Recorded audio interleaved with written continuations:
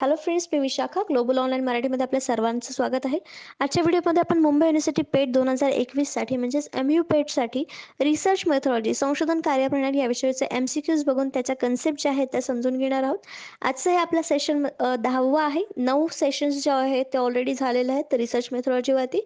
जसं की आपण ही सिरीज चालू केली आहे, याच्यामध्ये आपण जवळपास 20+ व्हिडिओ बघणार आहोत आणि त्याच्यामध्ये आपल्या कन्सेप्ट क्लिअर करणार आहोत. म्हणजे आपल्या किती कन्सेप्ट क्लिअर होणार आहेत या एक्झामला धरून, तर यानुसार आपण हा व्हिडिओ सिरीज बघत आहोत. तर आजच्या सेशनमध्ये आपण बघूयात 10 MCQs आणि त्याचे कन्सेप्ट्स.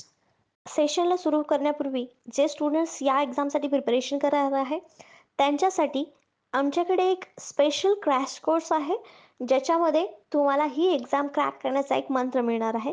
ज्यामध्ये तुम्हाला फुल सिलेबस व्हिडिओ लेक्चर्स मिळणार आहेत, फुल सिलेबस नोट्स मिळणार आहेत, 10 टेस्ट मिळणार आहेत. रिसर्च मेथॉलॉजीवरती जास्तीत जास्त प्रॅक्टिस करून तुम्ही ही एक्झाम क्रॅक करू शकता. त्यासाठी ह्या 10 टेस्ट आहेत स्पेशल रिसर्च मेथॉलॉजीवरती. तर या सर्वचा अभ्यास करून तुम्ही सहजपणे ही टेस्ट जे आहे, पेट एक्झाम जी आहे ती क्लिअर करू शकता. ही टेस्ट सिरीज जॉईन करण्यासाठी, हा कोर्स जॉईन करण्यासाठी फक्त दिलेल्या व्हॉट्सअप नंबरवरती मेसेज करायचा आहे. त्याची फीस फक्त ₹499 आहे. लवकरात लवकर कोर्स जॉईन करा, जेणेकरून या एक्झामला तुम्ही टार्गेट करून ही क्लिअर करू शकाल. तर युनिट 3मध्ये काय आहे, रिसर्च मेथॉलॉजीचा आपला जो सिलेबस आहे त्याच्यामध्ये युनिट 3मध्ये रिसर्च डिझाईनमध्ये नेमकं काय असणार आहे, concept and definition, need, advantage of planning a research, characteristics of good research design, steps in research design, identification, selection of and formulation of problem, literature review, primary and secondary data, sources of data authenticity, credibility, reliability of sources and data. हे सगळे जे points आहेत ते आपल्याला research डिझाईनमध्ये cover करायचे आहेत, जे रिसर्च मेथॉलॉजीचे आहेत. बघू याचा पहिला प्रश्न. Research design is a dash dash for conducting the marketing research project. विपणन संशोधन प्रकल्प आयोजित करण्यासाठी रिसर्च डिझाईन टिंब आहे. रिसर्च डिझाईन याच्या बाबतीत काय आहे हे आपल्याला सांगायचं आहे.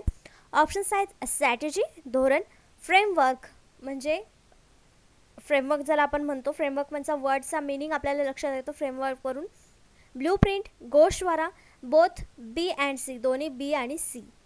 तर इथे करेक्ट ऑप्शन जे आहे ते आहे D, both B and C. कारण फ्रेमवर्क ही म्हणू शकतो आपण त्याला आणि ब्ल्यू प्रिंट देखील म्हणू शकतो रिसर्च डिझाईनला. तर जेव्हा जेव्हा रिसर्च डिझाईनवरचा क्वेश्चन येईल त्याचा संबंध नेहमी फ्रेमवर्कशी येणार आहे. फ्रेमवर्क आणि रिसर्च हे दोन शब्द एकमेकांना समानार्थी आहेत असं म्हटलं तरी आपण चालणार आहे. समानार्थी नसले तरी एकमेकांना एक्सप्लेन करणारे हे दोन वर्ड्स आहेत. जेव्हा जेव्हा आपल्याला रिसर्च डिझाईनचा क्वेश्चन येईल तेव्हा तेव्हा आपल्याला फ्रेमवर्क शी रिलेटेड आन्सर शोधायचं असतं. म्हणून इथं आपलं करेक्ट आन्सर जे आहे ते बोथ बी अँड सी, हे दोन्ही करेक्ट आन्सर आहेत, बी आणि सी रिसर्च डिझाईनचे. Research design is a framework of research methods and techniques chosen by the researcher. तर रिसर्च डिझाईन म्हणजे नेमकं काय आहे ते आपल्याला समजून घ्यायचं. तर रिसर्च डिझाईन म्हणजे रिसर्चर्सद्वारे जी मेथड चूज केली जाते किंवा त्याचा रिसर्च चांगला होण्यासाठी तो जी मेथड चॉईस करतो आहे आणि टेक्निक कुठली यूज करणार आहे ती चूज करतो आहे, त्याचं फ्रेमवर्क जे आहे त्याला आपण रिसर्च डिझाईन म्हणतो. थोडक्यात जे आपण चौकट म्हणतो, एखादा घर बांधताना आपण एखादी चौकट जेव्हा ठरवतो, चौकट त्याच्या भिंती जेव्हा हे ठरवायचं असतं, हे फ्रेमवर्क असतं घराचं, तर ते रिसर्च डिझाईनचं काम आहे असं आपण म्हणू शकतो. The design allows researchers to hone in one on research methods that are suitable for the subject matter and set up their studies for the success. तर आपला रिसर्च जो आहे तो सक्सेसफुल होण्यासाठी रिसर्च डिझाईन जे आहे ते आपल्याला मदत करत असतं. म्हणजे थोडक्यात तो आराखडा दाखवतो, म्हणजे आपल्याला कुठे अडचण येऊ शकणार आहे किंवा कुठे आपला रिसर्च चांगला होऊ शकतो हे दाखवण्यासाठी हा रिसर्च डिझाईन आपल्याला हेल्प करत असतो. Research design, the design of research topic explains the type of research.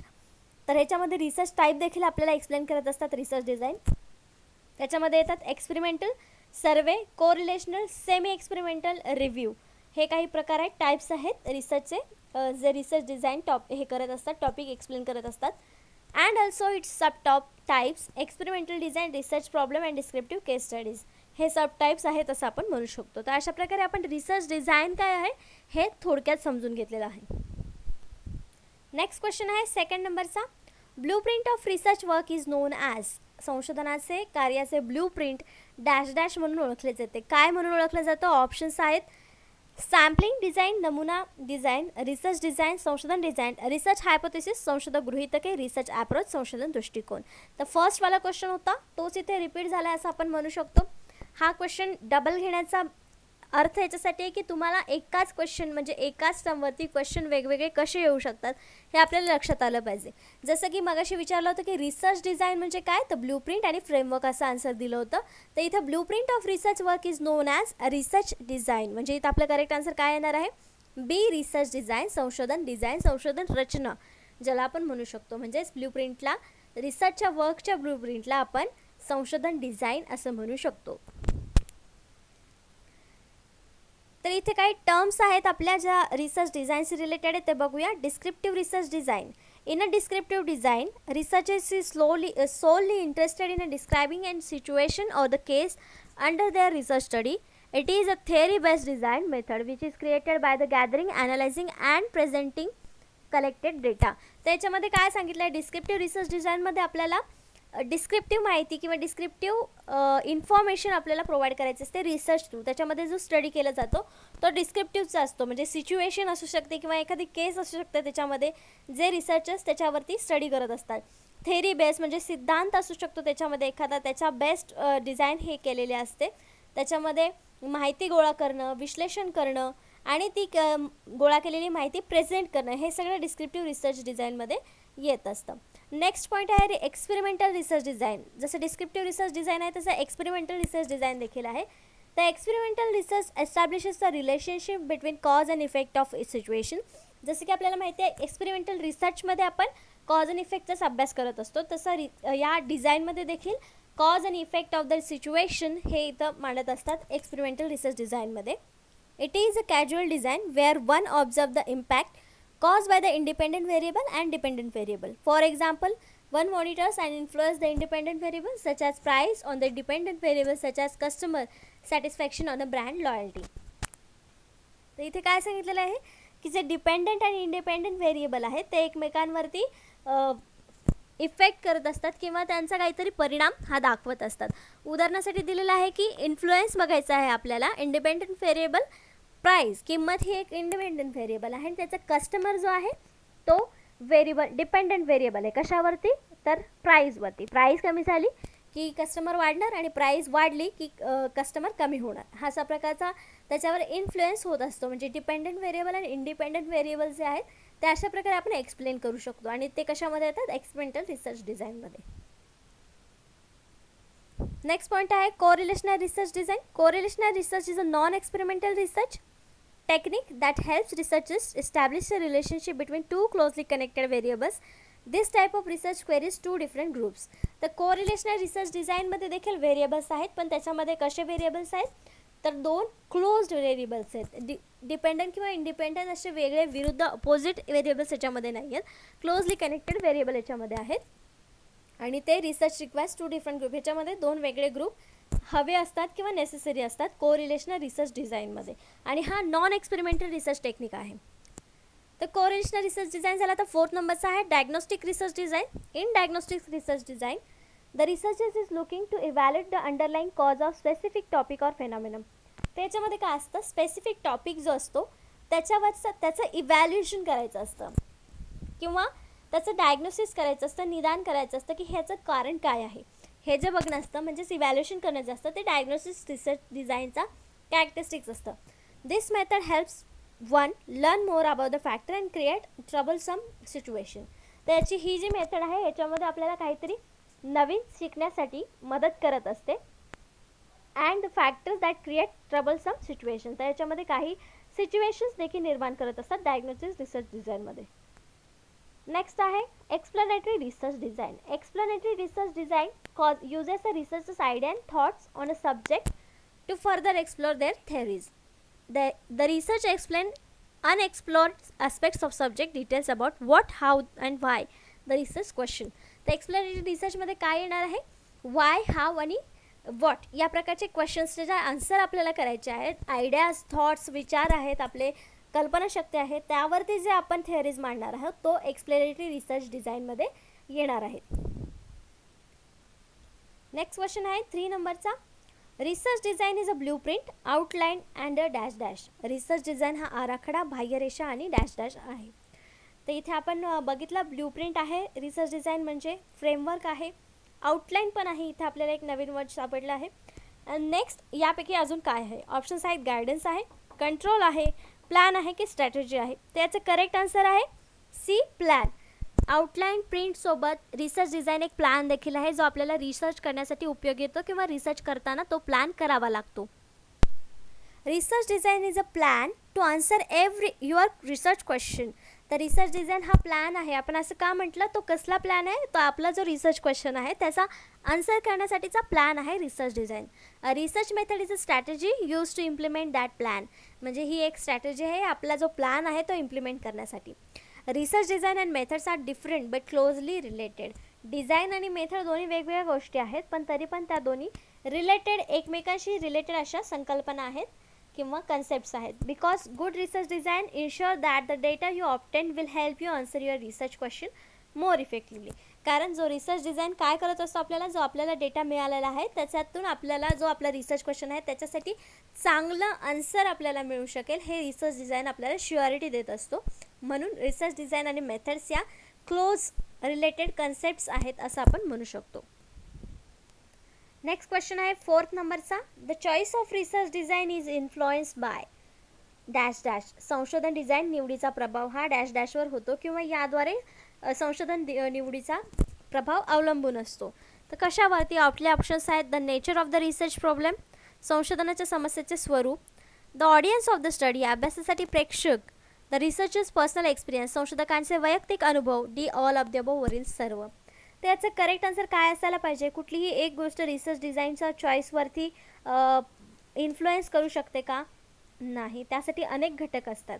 आपल्याला ऑप्शन्समध्ये दिलेले प्रत्येक घटक जो आहे तो आपल्या रिसर्च डिझाईनवर इन्फ्लुएन्स करू शकतो किंवा प्रभाव पाडू शकत असतो. जसं रिसर्चचं स्वरूप आहे, समस्येचं स्वरूप कसं आहे, त्यावरून आपण रिसर्च डिझाईन चॉईस करू शकतो. ऑडियन्स कशी आहे आपल्याला मिळालेली अभ्यासासाठी, तर त्यावर देखील आपण रिसर्चचं डिझाईन ठरू शकतो. जसं की क्वेश्चनायर वापरायचे आहे, सर्वे मेथड वापरायची आहे की इंटरव्ह्यू मेथड वापरायची आहे, हे सुद्धा आपण रिसर्च डिझाईनमध्येच घेत असतो आणि ते ऑडियन्सवर अवलंबून असू शकतं किंवा रिसर्च प्रॉब्लेमवर असू शकतं किंवा रिसर्चचा पर्सनल एक्सपिरियन्स काय असेल की याद्वारे त्यांना डेटा व्यवस्थित मिळाला नसेल तर दुसऱ्या मार्गाने ते डेटा मिळवण्यासाठी नेक्स्ट रिसर्च डिझाईन वापरू शकतात. म्हणजे तिन्ही जे घटक आहेत ते आपल्याला संशोधन डिझाईन निवडीसाठी प्रभाव पाडू शकतात किंवा भाग पाडू शकतात. मग आपलं करेक्ट आन्सर इथे काय यायला पाहिजे?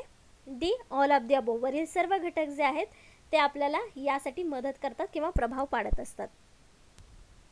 The selection of research design is also based on nature of the research problem or issue being addressed, the researcher's personal experience and the audience for the study. In this book, the 3 type of designs are advanced, qualitative, quantitative and mixed method. तर महत्त्वाच्या 3 main designs आहेत जे रिसर्चमध्ये येतात, ते आहेत qualitative, quantitative आणि mix method.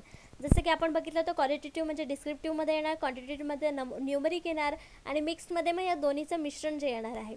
अशा प्रकारे 3 मेन टाईप्स आहेत आपले रिसर्च डिझाईनचे. The selection of research design also based on, हे बाकीचे जे पॉईंट्स आहेत ते आपण आपल्या क्वेश्चनमध्ये ऑप्शनमध्ये देखील बघितलेले आहे. जे नेचर आहे इश्यूचं, त्याच्यानंतर रिसर्चचा पर्सनल एक्सपिरियन्स, ऑडियन्स कशी मिळालेली आपल्याला स्टडीसाठी, त्यावर देखील आपलं रिसर्च डिझाईन चॉईस करण्याची पद्धत, प्रभाव अवलंबून असतो. नेक्स्ट क्वेश्चन आहे 5th नंबरचा. Dash dash affect the choice of research method. Same प्रकार आहे आपला, पण इथे आपल्याला रिसर्च डिझाईनच्या ऐवजी रिसर्च मेथडसाठी कुठला प्रभावित करतात गोष्टी हे सांगायचं आहे. ऑप्शन्स आहेत whether the research is ethical or not, संशोधन नैतिक आहे की नाही, टाईम अँड मनी अवेलेबल, वेळ आणि पैसा उपलब्ध किती आहे त्याच्यावर, एम ऑफ द रिसर्चर, संशोधकाचे ध्येय, आणि D all of the above. तर कुठल्या गोष्टी रिसर्च मेथड निवडण्यासाठी प्रभावित करतात आपल्याला? तर या सगळ्याच गोष्टी. मग आपलं करेक्ट आन्सर इथेही काय येणार आहे? The all of the above वरील सर्व गोष्टी ज्या आहेत त्या अफेक्ट करत असतात रिसर्च मेथड चॉईस करण्यासाठी. टाईम, पैसा, संशोधन नैतिक आहे की नाही ही गोष्ट आपण पहिले व्हेरीफाय करतो आणि नंतरच त्यावरती रिसर्च करत असतो. संशोधकाचं ध्येय जे आहे ते तर सर्वात पहिले ठरतं आणि मग त्याच्यावरती मेथड ठरते. म्हणजे आपले हे तिन्ही जे ऑप्शन्स आहेत ते आपल्याला करेक्ट आहेत आणि म्हणून आपण डी ऑप्शन करेक्ट देतो. ऑल ऑफ द अबोव वरील सर्व ज्या गोष्टी आहेत त्या आवश्यक आहेत आपल्याला रिसर्च मेथडसाठी.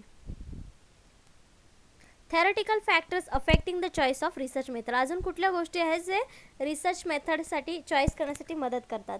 रिसर्चची व्हॅलिडिटी, वैधता काय आहे, रिलायबिलिटी म्हणजे विश्वासनीयता किती आहे त्याच्यामध्ये, तो फॅक्टर, रिप्रेझेंटेटिव्हनेस म्हणजे त्याच्यामध्ये प्रेझेंट करण्याची किती क्षमता आहे ते बघून, 5 practical constraint on the social research. Respondents should give informed consent. Respondents' information should be kept confidential. Research should avoid harming respondents.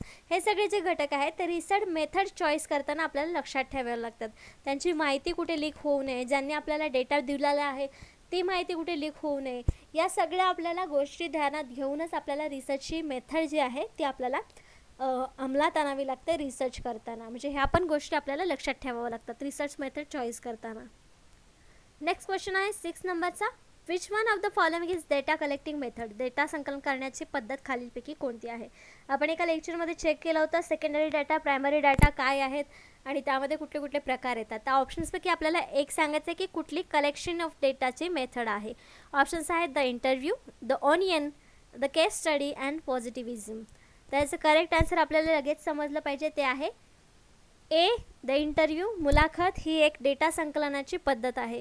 Case study he method नाही आपण सांगू शकतो. त्याच्यानंतर पॉझिटिव्हिझम आणि ओनियन तर इथे काही संबंध नाही आहे. मग आपला करेक्ट आन्सर काय आहे ते द इंटरव्ह्यू. मुलाखत ही एक डेटा संकलन करण्याची पद्धत आहे आणि ही प्रायमरी आहे. हे पण आपल्याला लक्षात ठेवायचं आहे की ही एक प्रायमरी डेटा कलेक्शनची मेथड आहे. तर अजून कुठले कुठले मेथड्स आहेत डेटा कलेक्शनचे. Interview, questionnaire and survey, observation, documents and records, focus group and oral histories. जर ह्या गोष्टी आहेत तर त्याच्यामध्ये आपण डिफरन्शिएट करत असतो की प्रायमरी आणि सेकंडरी डेटा. तर प्रायमरी डेटा म्हणजे कुठला डेटा, जो डेटा आपण स्वतः कलेक्ट करणार आहोत किंवा पहिल्यांदाच फ्रेश आपण कलेक्ट करणार आहोत तो प्रायमरी डेटा. आणि सेकंडरी डेटा कुठला, जो ऑलरेडी डेटा कलेक्ट केलेला आहे, स्टोअर करून ठेवलेला आहे दुसऱ्या अभ्यासकांसाठी, स्टडी जे करणार आहेत त्यांच्यासाठी, त्याला आपण सेकंडरी डेटा म्हणतो. नेक्स्ट क्वेश्चन आहे 7th नंबरचा. Which research strategy is described here? The introduction of planned change on one or more of the variables, measurement on a small number of variables and control of other variables. तिथे एक आपल्याला situation दिलेली आहे आणि ती कुठल्या रिसर्चची strategy आपल्याला सांगायचं आहे. तर ऑप्शन्स आहेत कोणत्या संशोधन धोरणाचे जेथे वर्णन केले आहे. एक किंवा त्यापेक्षा जास्त व्हेरिएबल्स नियोजित बदलांची ओळख आहे, अल्पसंख्याच्या व्हेरिएबल्सचे मोजमाप आणि इतर व्हेरिएबल्सचे नियंत्रण आहेत. तर इथे आपल्याला दिसते व्हेरिएबल्स, मेजरमेंट आहेत आणि चेंज होत आहेत व्हेरिएबल्स, शिवाय कंट्रोल देखील आहे. मग हे कुठल्या प्रयोगाचं किंवा आपल्या कुठल्या रिसर्चचं हे कॅरेक्टरिस्टिक आहे, कुठल्या रिसर्चमध्ये आपल्याला हे सगळे वर्ड्स दिसतात. तर आपलं करेक्ट आन्सर इथे आहे एक्सपेरिमेंट. ऑप्शन्स तर आपण बघितलेच नाही कारण आपल्याला क्वेश्चनमध्येच लक्षात आले की हा कुठला रिसर्च असणार आहे. एक्सपेरिमेंट, केस स्टडी, सर्वे आणि इथनोग्राफी. तर याच्यामध्ये करेक्ट आन्सर आपला एक्सपेरिमेंट आहे कारण व्हेरिएबल्सचे जास्त खेळ खेळायला इथे आणि व्हेरिएबल्सवरतीच हा क्वेश्चन आहे म्हणून आपला हा करेक्ट आन्सर इथे आलेला आहे एक्सपेरिमेंट, प्रयोग. Experimental design refers to how participants are allotted to the different groups in experiment. Experiment design कशाशी रेफर करते तर पार्टिसिपंट्स कसे अलॉट केले जातात डिफरंट ग्रुप्समध्ये एक्सपेरिमेंट करण्यासाठी. Type of design include repeated measures, independent groups and match pairs designs. तर या डिझाईनमध्ये काय इन्क्लूड असतात, माप, इंडिपेंडन्स ग्रुप, स्वतंत्र groups and match pairs design आणि काहीतरी जोड्या लावलेल्या अशा पेअर्स असतात का हे असतात. The research must decide how he will allot their samples to the different experimental groups. तर रिसर्चरला डिसाईड करायचं असतं की तो कोणत्या ग्रुपमध्ये सॅम्पलला पाठवणार आहे किंवा कुठल्या सॅम्पलला कुठल्या ग्रुपमध्ये एक्सपेरिमेंटसाठी घ्यायचं आहे हे रिसर्चर ठरवत असतो. तर हे सगळे जे आपले कॅरेक्टरिस्टिक्स आहेत किंवा हे जे वर्ड्स आहेत ते आपल्याला एक्सपेरिमेंटल डिझाईन किंवा एक्सपेरिमेंटल रिसर्चमध्ये येतात, आपल्याला दिसतात, अभ्यास करताना पुन्हा पुन्हा आपल्याला वाचनात येतात. म्हणून आपलं करेक्ट आन्सर तिथं रिसर्च एक्सपेरिमेंटलमध्ये आलं होतं. नेक्स्ट क्वेश्चन आहे 8 नंबरचा. For any study you should question the validity and reliability of. म्हणजे कुठलाही अभ्यास करण्यासाठी, कोणत्याही अभ्यासासाठी आपण त्याच्या वैधता आणि विश्वासार्हतेवर प्रश्न विचारला पाहिजे किंवा त्याचा आधी विचार केला पाहिजे. तर काय करताना आपल्याला हे सगळं केलं पाहिजे. ऑप्शन्स आहेत द सॅम्पलिंग प्रोसिजर, नमुना प्रक्रिया निवडताना, द क्वेश्चन आहे प्रश्नावली तयार करताना, द इंटरव्ह्यूइंग प्रोसेस मुलाखत करताना किंवा D all of the above वरील सर्व. त्याचं करेक्ट आन्सर आहे बी द क्वेश्चन आहे प्रश्नावली. प्रश्नावली करताना आपल्याला आधी माहिती पाहिजे की कुठले प्रश्न व्हॅलिड आहेत, कुठले विश्वासार्ह आहेत आणि कुठल्या प्रश्नांची उत्तरं आपल्याला मिळाली तर आपल्याला उपयुक्त ठरणार आहे आपल्या रिसर्चसाठी. म्हणून ह्या प्रश्नांची क्वेश्चनायर तयार करताना सुरुवातीला आपल्याला स्टडी करावा लागतो क्वेश्चन्स कुठले घ्यायचे आणि त्यानंतरच आपल्याला क्वेश्चनर तयार करता येते किंवा ती एक चांगली क्वेश्चनर तयार होते आणि डेटा कलेक्शनसाठी ती उपयुक्त ठरते. म्हणून आपल्याला इथे करेक्ट ऑप्शन बी मिळालेला आहे, द क्वेश्चनर, प्रश्नावली. Questionnaire can be effective means of measuring the behavior, attitude, preference, opinions, and intention of relatively large number of subject more cheaply and quickly than other methods. तो questionnaire आपल्याला कशी उपयुक्त आहे तर ती आपल्याला चांगलं म्हणजे मोजमापात आपल्याला सगळी माहिती देते, जसं की वागणूक, दृष्टिकोन, प्रेफरन्स, ओपिनियन्स म्हणजे मतं काय आहेत लोकांची, त्यांची इंटेन्शन्स काय आहेत, हे आपल्याला लार्ज ग्रुपमध्ये म्हणजे एकाच वेळी भरपूर जणांकडून हा डेटा कलेक्ट करण्यासाठी, ही माहिती मिळवण्यासाठी आणि लवकर आणि कमी खर्चिक अशी माहिती मिळवण्यासाठी क्वेश्चनर आपल्याला मदत करत असते. Often a questionnaire uses both open and close questions to the collect data. Data collect करण्यासाठी क्वेश्चनर ही ओपन अँड क्लोज दोन्ही क्वेश्चन्स असू शकतात. ओपन म्हणजे डिस्क्रिप्टिव्हमध्ये तुम्ही हो नाही याशिवाय वेगळे जे डिस्क्रिप्टिव्ह क्वेश्चन्स द्यायचे असतात त्याच्यामध्ये आणि येस और नोमध्ये क्वेश्चनसुद्धा तुम्ही देऊ शकता क्वेश्चनरमध्ये. तर अशा प्रकारे क्वेश्चनरचा उपयोग होतो किंवा क्वेश्चनर आपल्याला कमी खर्चिक आणि लवकरात लवकर डेटा कलेक्ट करण्यासाठीचं एक चांगला टूल आहे, आपल्या डेटा कलेक्शनची मेथड आहे. नेक्स्ट क्वेश्चन आहे 9th नंबरचा. A university teacher intend to student the relationship between level of aspiration and the achievement of the rural children, which design of research will be the most appropriate in the context. एका विद्यापीठाचा शिक्षक ग्रामीण मुलांच्या आकांक्षा आणि कर्तृत्वाच्या दरम्यान संबंधाचा अभ्यास करण्याचा विचार करतो. संदर्भात संशोधनाची कोणती रचना योग्य असेल? तर लहान मुलं जे आहेत, ग्रामीण भागातील स्टुडंट्स जे आहेत, त्यांचा अभ्यास करण्यासाठीचा आकांक्षा आणि कर्तृत्व जे त्यांचं आहे, म्हणजे त्यांनी जे अचिव्हमेंट्स मिळवलेले आहेत त्यांचा संबंधाचा अभ्यास करण्याचा विचार करतोय, तर त्यामध्ये कुठली रचना योग्य ठरेल हे आपल्याला सांगायचं आहे. ऑप्शन्स आहेत experimental research design, ex post facto research design, historical research design आणि सर्वे रिसर्च डिझाईन. त्यापैकी करेक्ट आन्सर जे आहे ते आहे B, ex post facto research design. तर हे काय आहे, जी ऑलरेडी भूतकाळात घडून घेतलेली घटना आहे, पण त्याचं इव्हॅल्युएशन किंवा त्याचं पुन्हा एकदा संशोधन किंवा त्या विषयावरती पुन्हा एकदा इव्हॅल्युएशन करायचं आहे, त्यावेळेस आपण x post facto research design वापरतो. म्हणून इथे करेक्ट आन्सर आपलं जे आलेलं आहे ते आहे B, ex post facto research design, भूतपूर्व संशोधन डिझाईन इथे आपण वापरणार आहोत. The assignment of subjects to different group is based on the whichever variables of the interest to the researcher. For example, a researcher is interested in how weight influence self-esteem level in adults. This is an ex post facto design because pre-existing characteristic weight was used to form the groups. त्याच्यामध्ये काय दिलेलं आपल्याला एक उदाहरण दिलेलं आहे की researcher interested आहेत वेट कसं इन्फ्लुएन्स होतं सेल्फ इस्टीम लेवल्समध्ये अडल्ट्समध्ये, तर त्याचा अभ्यास करायचा आहे. म्हणजे वेट आधी किती होतं याचा अभ्यास करायचा आहे, म्हणजेच आपल्याला काय करायचं आहे, एक भूतकाळातील एका विषयावरती इन्फॉर्मेशन करायचं आहे किंवा परत रिसर्च करायचं आहे. म्हणून आपण इथे काय वापरलं, एक्स पोस्ट फॅक्टो. तर मग एक्स पोस्ट फॅक्टो डिझाईन आपण कधी कधी वापरू शकतो हे आपल्याला लक्षात आलं या उदाहरणावरून, किंवा आधी जो आपला क्वेश्चन होता त्या उदाहरणावरून तरी आपल्याला लक्षात यायला पाहिजे की एक्स पोस्ट फॅक्टो डिझाईन काय आहे आणि ते कधी यूज करता येतं. नेक्स्ट क्वेश्चन आहे 10th नंबरचा. The time frame in which a study explores a situation or a problem called the. ज्या अभ्यासामध्ये परिस्थिती किंवा समस्येचा अभ्यास केला जातो त्या वेळेस काय म्हणतात? ऑप्शन्स आहेत रेफरन्स पिरियड, एज, लॉन्जिट्युनल, रिस्ट्रोस्पेक्टिव्ह टाइम, पूर्वसूचक वेळ. त्याचं करेक्ट आन्सर जे आहे ते आहे ए, रेफरन्स पिरियड. तर रेफरन्स पिरियड ही संकल्पना काय आहे किंवा ही कन्सेप्ट काय आहे ते आपण बघूया. One way the context of question can be altered is through the reference period, that is the time frame in which participants are asked to recall activities or the experiences. Prior research has examined the effect of the reference period length on the memory or recall. म्हणजे एक अशी गोष्ट ज्याच्यामध्ये आधी काही आपला research झालेला आहे का त्याच्यावरती आपण स्वतः विचार करायचा, किंवा आपल्याला काय ऑब्झर्वेशन झालेलं आहे का, आपल्या वाचनात काय आलेलं आहे का, आपण काय ॲक्टिव्हिटी केली होती का, आपण काही अनुभव घेतले होते का, आपण जो विषय निवडलेला आहे रिसर्चसाठी त्यावरती. तर हे जे सांगणं आहे किंवा हे रिकॉल करण्याचा जो टाईम पिरियड आहे त्याला रेफरन्स पिरियड असं आपण म्हणतो. तर आपला क्वेश्चनही तोच होता, हा जो एक पिरियड आहे त्याला काय म्हणतात, तर तो रेफरन्स पिरियड आहे, त्याला आपण रेफरन्स पिरियड असं बोलू शकतो. जसे की टाईम फ्रेम हे उदाहरण दिलेलं आहे, टाईम फ्रेम म्हणजेच रेफरन्स पिरियड असं आपण सांगू शकतो. तर अशा प्रकारे आजचे आपले 10 प्रश्न 10 कन्सेप्ट इथे संपलेले आहेत रिसर्च डिझाईनवरचे.